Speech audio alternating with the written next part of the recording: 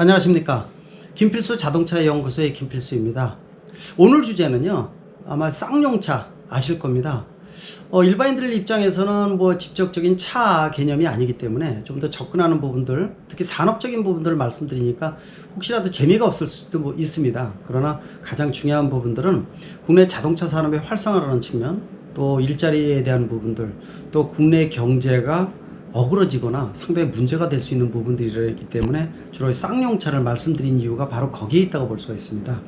이 쌍용차 하시게 되면은 지난 상하이 자동차의 먹튀 논란으로 인해서 상당히 후유증을 컸습니다. 평택 공장 아마 난리 났던 거 기억나시죠? 그래서 해고 노동자에 대한 부분들도 수면 위로 많이 올라왔었고요. 국내에 끼친 영향이 굉장히 컸다고 볼 수가 있습니다. 뭐 아시겠지만은 자동차 산업 하게 되면은 다른 산업에 비해서 수직 하청 구조고요. 하나의 제작사당 수천 개의 부품사가 포진하고 있기 때문에 여기에 관련된 종사 인원까지 따지게 되면은 어마어마하고요. 특히 국내의 자동차가 국가 경제에 끼치는 영향은 심대할 정도가 아니라 양대축 중에 하나라고 볼 수가 있습니다. 쌍용차 국내의 제작사 중에서 가장 규모가 적지만은요. 그만큼 상하이 자동차 이래 마인드라 그룹이 이 지금 모기업이 있지 않습니까? 근데 최근에 들어와서 상당히 문제가 커지고 있습니다. 우리가 2강 3약이라고 보통 얘기를 합니다. 현대기아차가 2강이고요. 르노, 삼성, 한국 GM, 쌍용 이거를 3약 보통 그래서 마이너 3, 4라고 얘기를 합니다. 국내 점유율도 좀 떨어지고 있고 판매율이라든지 이런 부분들이 상당히 한계가 있습니다. 현대기아차는 70% 이상의 점유율을 가지고 있죠. 또 수입차들도 많이 늘어나고 있다는 거 아마 아실 겁니다. 르노, 삼성 같은 데는 르노 그룹이라든지 한국 GM, GM 모두 글로벌 제작사들입니다. 수준도 상당히 높죠. 그래서 국내에 어떤 문제가 생기더라도 역시 역할을 충분히 할 수 있다고 판단할 수가 있어요. 또 기술적인 수준도 훨씬 높기 때문에 다양한 신차를 OEM 수입차라고 해서 직접 가지고 올 수가 있습니다. 그러나 쌍용차의 경우에는 마인드라 그룹은 글로벌 제작사이기보다도 로컬 제작사에 속한다고 볼 수가 있어요.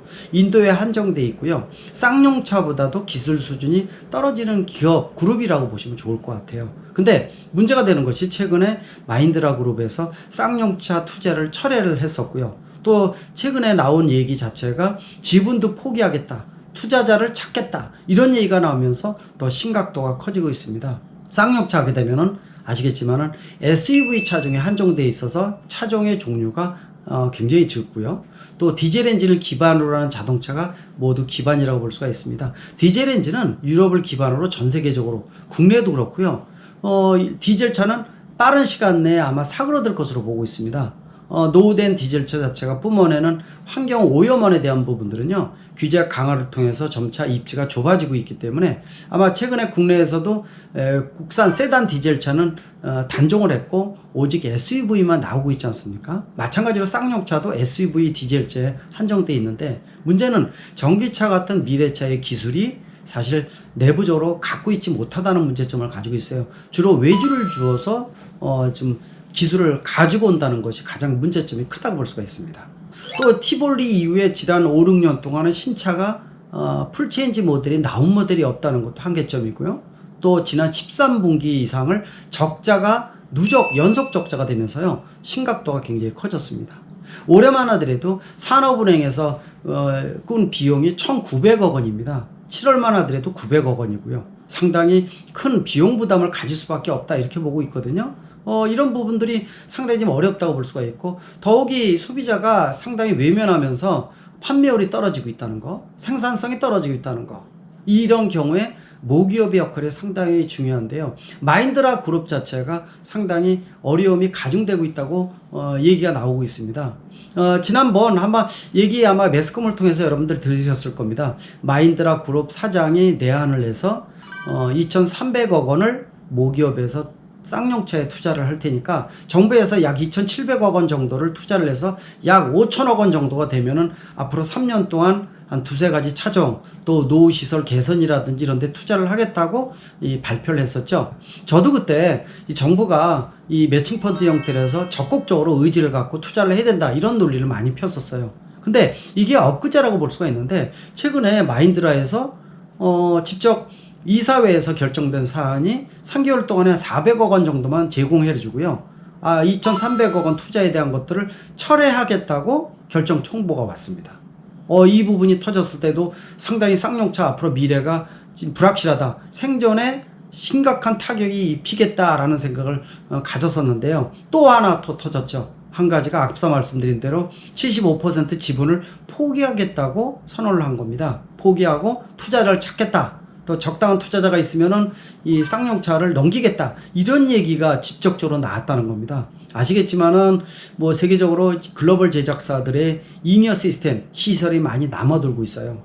특히 코로나19로 인해서 팬데믹이 오면서 글로벌 제작사가 모두 다 구조조정에 들어가 있는 상태입니다. 르노 그룹만 하더라도 프랑스 내 대여섯 개 공장을 접겠다고 얘기를 해서 프랑스 정부에서 난리가 났었지 않습니까? 이건 뿐만이 아니라 GM도 그렇고요. 세계 글로벌 제작사들이 구조조정이 앞으로 본격화될 것으로 예상을 하고 있습니다. 국내도 예외는 아닌데요. 상황을 좀 보고 있다 이렇게 보고 있습니다. 이 정부의 어떤 이런 움직임도 있고 일자리 창출에 대한 고민도 있기 때문에 그렇다고 보고 있는데요. 이만큼 이제 자동차에 관련 시설이 남아있기 때문에 투자자를 찾는 것은 거의 불가능한 실정이라고 볼 수가 있습니다. 그렇다고 할 수 있는 방법이 뭐가 있을까요? 결국 정부의 공적 자금 투입이 아닌가 이렇게도 좀 얘기가 나오고 있지만은요. 이것도 간단한 얘기는 아닙니다. 지난 4년 전에 한국 GM에 8천억 원의 돈을 공적 자금을 투입한 것은 미국 본사인 GM이 투자를 하고요. 매칭 펀드 형태로서 지금 정부에서 8천억 원의 자금을 투입을 한 거고요. 또 공공기관인 산업은행이 2대 주주로 있기 때문에 결국은 투입의 명분을 가져왔다고 볼 수가 있죠. 그렇다고 GM이 뭐 이런 위기에서 완전히 벗어나는 건 아니라고 보고 있습니다. 앞으로 위기가 넘어올 것으로 예상을 하고 있어요. 다음 정권은 넘어가겠죠. 근데 쌍용차에 대한 것들은 지금 당장의 얘기라는 겁니다. 말씀드린 대로 쌍용차는 한 주의 지분도 정부가 가지고 있지 않습니다. 또 예를 들어서 거꾸로 산업은행에 채권만 지금 지고 있죠. 쌍용차에 대한 명분을 투입할 공적 자금 투입의 명분이 없다는 겁니다. 그러나 쌍용차에 대한 부분들을 공적 자금 투입에 대한 것들은 명분도 찾아야 되지만은요, 국민의 설득도 상당히 많이 필요하다는 겁니다. 그리고 지금 불효자산 처리에 대한 것들도 많이 나오고 있죠.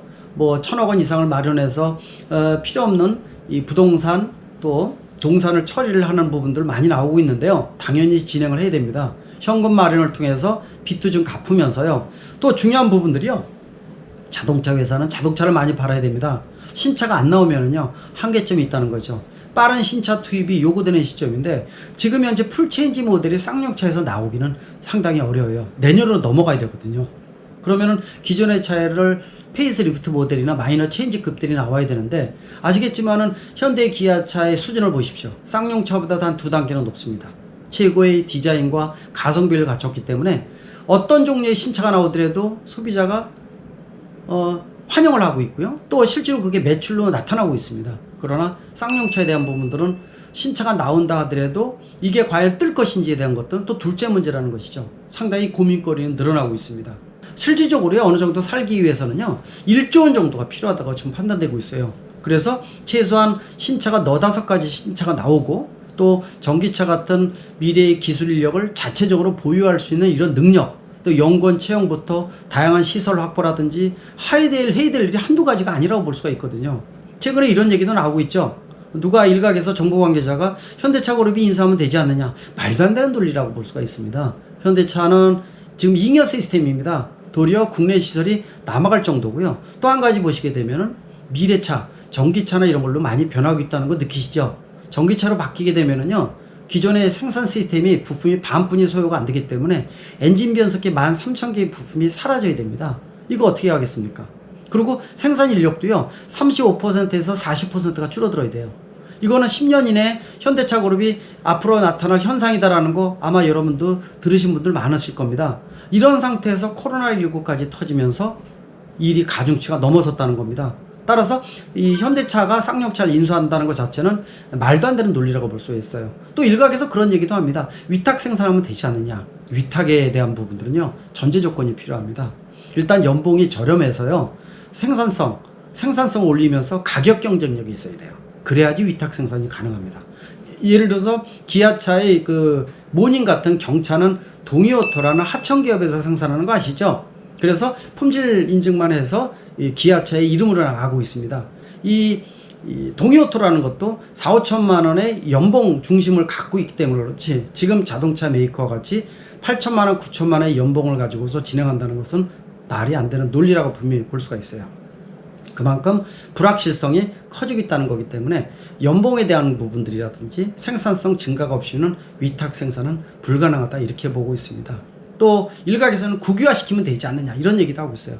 그거 20, 30년 전의 얘기입니다. 경쟁력이 있을 때 얘기입니다. 최종적으로 할 수 있는 방법은요, 결국은 허리띠 졸라매고요, 노사 합의를 최선을 다하고 불효자산 처리를 하면서 최선을 다하는 방법입니다. 또 기존의 차를 가지고 좀 더 매진을 내서 이 판매를 올리는 방법도 하나의 방법, 이거 한계가 있죠. 결국은 공적 자금 투입이라고 분명히 있습니다.